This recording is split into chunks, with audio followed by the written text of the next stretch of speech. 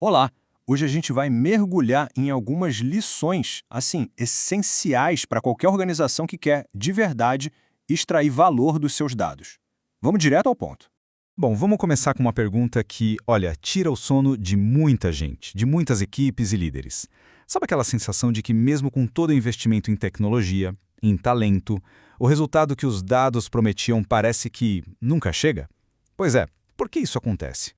E a verdade é que os maiores desafios não são técnicos, sabe? Eles estão na estratégia, nos processos e, o mais importante de tudo, na cultura.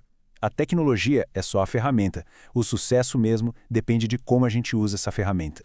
E é aqui que a gente chega no ponto de partida de tudo. Uma jornada de dados de sucesso, ela não começa quando a análise é feita. Ela começa lá atrás, na fundação. É igual construir uma casa, né? Ninguém começa a pensar na decoração antes de ter um alicerce bem sólido. E o que é mais interessante é justamente esse contraste. De um lado, construir um sistema já pensando nos dados, de forma proativa, e do outro, tentar arrumar a bagunça depois. Com o design proativo, os dados são um ativo estratégico desde o primeiro dia. Já na abordagem reativa, bom, aí o futuro vira um pesadelo de limpeza de dados, caro e super complexo. E olha, quando os dados não são prioridade desde o início, os sistemas já nascem com falhas que tornam qualquer análise futura quase uma missão impossível.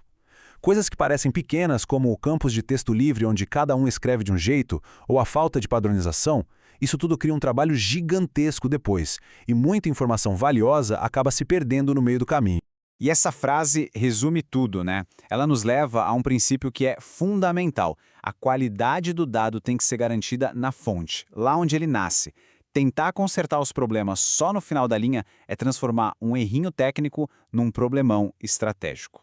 Exato. Corrigir o dado na origem evita todo aquele retrabalho. E, mais importante, garante que as decisões lá na frente sejam baseadas em informação confiável. É uma conversa que precisa acontecer, com transparência, para fortalecer todo o processo. Certo. Com a base sólida no lugar, o próximo passo é a orquestração. Porque, vamos combinar? De que adianta ter os melhores ingredientes se a equipe na cozinha não sabe trabalhar junta? A ideia de produto de dados é bem legal. Não é para pensar num relatório estático, finalizado. É mais como um jardim, sabe? Ele precisa de cuidado contínuo, ele evolui com o tempo e exige que todo mundo colabore para que ele possa florescer de verdade. Não é algo que simplesmente fica pronto. E essa tabela aqui mostra perfeitamente os 3 papéis que são cruciais para essa orquestra funcionar. A gente tem o gestor, que dá a direção estratégica, a equipe de dados, que bota a mão na massa na parte técnica, e a peça-chave, o Product Owner, que funciona como um maestro, conectando esses dois mundos. Sem essa figura central para coordenar tudo, o risco é enorme. As equipes podem acabar trabalhando em coisas desconexas ou lidar com expectativas que não são realistas. É o pior que mantém esse equilíbrio em movimento. Mas olha só, mesmo com uma base ótima e uma equipe super alinhada, as organizações podem cair numa armadilha bem perigosa, uma que impede qualquer tipo de progresso real. E para descrever essa paralisia, a fonte traz uma metáfora muito boa: o caracol dos dados.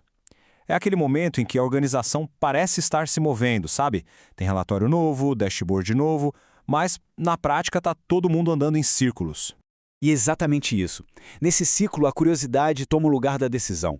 Cada nova descoberta gera só mais e mais perguntas, e a organização fica ali, parada. O problema não é perguntar, claro, mas sim quando a pergunta vira uma desculpa para não agir. Para conseguir quebrar esse ciclo, as ferramentas modernas, como a inteligência artificial, precisam ser usadas do jeito certo. Como um copiloto, que ajuda a pensar melhor, e não como um piloto automático, que pensa no nosso lugar. Então, o ponto crucial é esse. A tecnologia, ela aumenta a nossa capacidade, mas ela não pode substituir a responsabilidade e o julgamento de um profissional. Abrir mão de estudar, de entender a fundo, é abrir mão da nossa consciência sobre o que estamos fazendo. E isso nos leva à última lição, que tem tudo a ver com o jogo de longo prazo, o fator humano e a necessidade de evoluir, sempre. Se a gente olhar para essa linha do tempo, fica claro.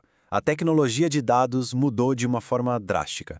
O que quer dizer que as habilidades que eram super valiosas lá nos anos 2000, muito focadas em BI, hoje precisam ser complementadas com um bom entendimento de IA e de analytics avançado.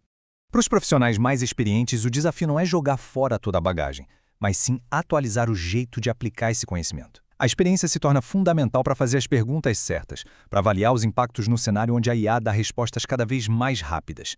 Então, fica óbvio, né? O aprendizado contínuo é essencial para continuar agregando valor de verdade. É a sabedoria e a visão crítica que fazem a diferença. Estar afiado deixou de ser uma opção faz tempo. Perfeito. Agora, para a gente fechar, vamos juntar todas essas peças e resumir os pontos principais que a gente viu até aqui. Resumindo, o caminho para a maturidade de dados é uma jornada. Começa com uma base sólida, passa por um processo colaborativo, leva à ação decisiva e exige um crescimento pessoal constante. E isso tudo nos deixa com uma reflexão final. Análise sem ação é só ficar olhando o problema crescer. A questão, no fim das contas, não é se existem dados suficientes, mas sim se existe coragem para agir com base no que eles estão mostrando.